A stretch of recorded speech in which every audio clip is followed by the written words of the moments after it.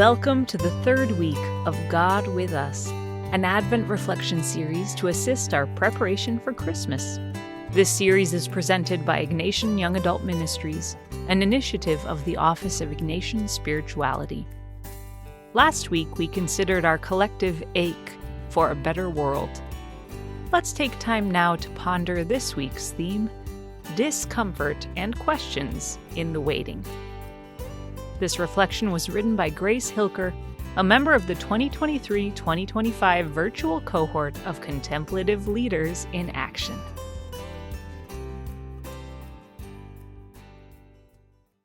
Take as an example of hardship and patience, brothers and sisters, the prophets who spoke in the name of the Lord.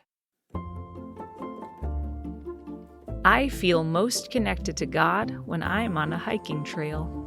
I love the feeling of putting one foot in front of the other, of pushing my body to new heights, and that glorious experience of reaching a mountain summit or the canyon floor, knowing that my hard work and own 2 feet got me there.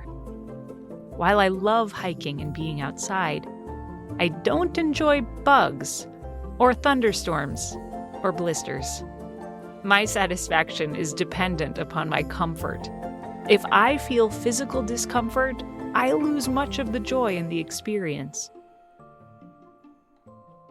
This is where I struggle to connect to the prophets.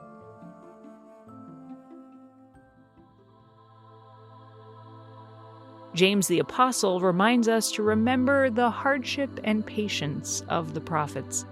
Among them there are, quote, none greater than John the Baptist, as Jesus says.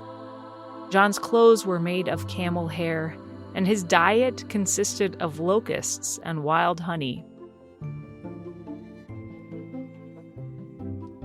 Here I am with my trail mix and ergonomic hiking backpack. How can I relate to this man, the greatest of all the prophets? I'm not in prison like John was. I have not experienced his suffering. The question arises, what are the ways that God was with John? And what are the ways that God is with me? I find it interesting that John felt the need to send his followers out to Jesus to ask if Jesus was truly the Messiah.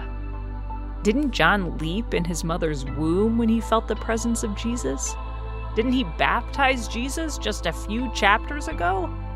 Why does this prophet feel the need to ask the question? John is sitting alone in prison. Could this be a moment where he simply can't believe what's in front of him?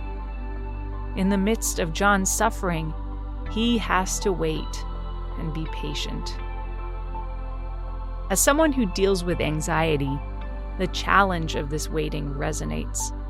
When I am caught in a spiral, the truth that I know often feels lost in my doubts and questions. Time comes to a standstill, and I struggle to move forward until a question is answered.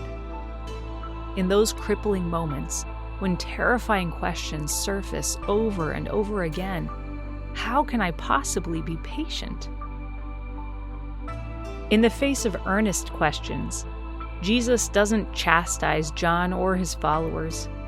Instead, he takes the moment to not only answer John's question, but to provide assurance to a man alone in prison by reminding him of God's blessing and love for him. Jesus announces the presence of the kingdom of God, which he inaugurates. He acknowledges John's greatness and invites us into an even greater realization of God's love. Maybe this is where I can relate to John the Baptist. Not by eating locusts or wearing camel's hair, but by knowing that in my dark moments, when I feel alone and my attempts at patience seem futile, Jesus reminds me that he is right there beside me, loving me and inviting me to walk closely with him.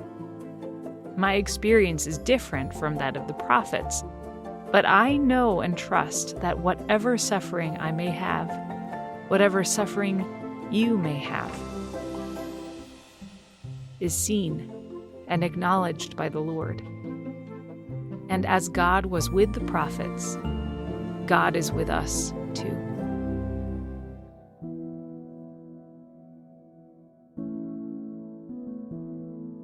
We are so glad you took some time to sit with us in discomfort and questions as we all await the coming of Jesus. Join us next week for the final installment of our Advent Reflection series, as together we seek magic in a season of joyful and overfull anticipation.